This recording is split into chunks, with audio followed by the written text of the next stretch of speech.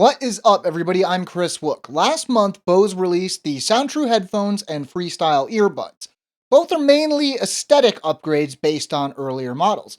Even so, we tried and liked the SoundTrue headphones. Does the same hold true for the FreeStyle earbuds? Walk with me. Bose isn't always keen on including accessories, but that isn't the case here. Opening up the box, the first thing you'll see are the FreeStyle earbuds tucked into their molded plastic cradle. Everything else is underneath. Here you'll find the included carrying case, manual, and the additional rubber tips, each pair in its own plastic bag. While a lot of Bose products look fairly modest, these, well, don't. The FreeStyle are available in indigo and ice blue. We're looking at ice blue. The blue and white splatter paint on the buds themselves reminds me of a cheapo cassette Walkman I had in the 90s, but hey, maybe that look's making a comeback. In addition to blue and white, red is used for the remote and clothing clip. Combined, these colors kind of make me think of a rocket pop. This is a light and surprisingly comfortable pair of earbuds. Unlike a lot of in-ear headphones, these don't need to create a tight seal in your ear, so you don't have that plugged up feeling you can get from a lot of earbuds. While this does keep the headphones from isolating noise, it also meant I could comfortably wear the FreeStyle for longer than I normally would with other earbuds.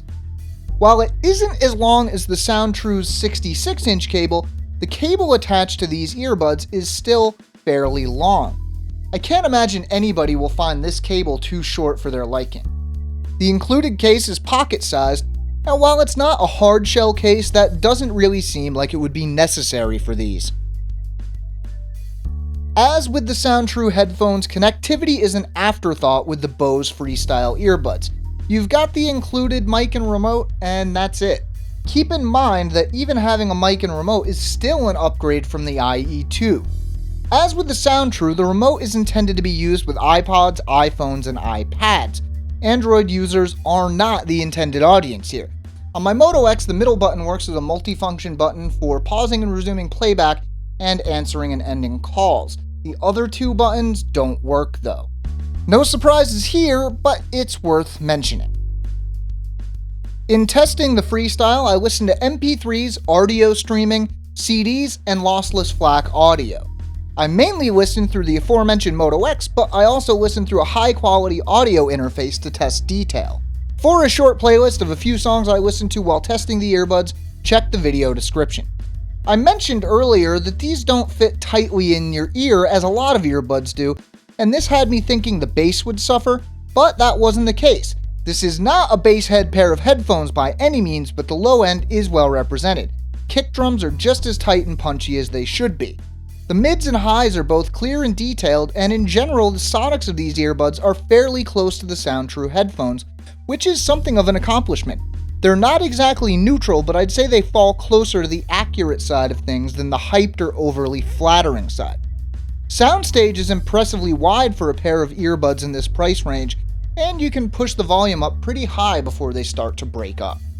There are some people out there who just aren't fans of Bose, whether that comes from personal experience with the brand or just what they've heard from others, and the FreeStyle aren't going to change their minds. For everybody else, well, it depends on what you're looking for. This is a seriously good sounding pair of headphones, but at $129, there are other pairs out there that sound just as good and offer a bunch of other features like Bluetooth. Still, if these meet your needs and you like the way they look, you'll be happy with them. We're giving the Bose FreeStyle an 8.5 out of 10.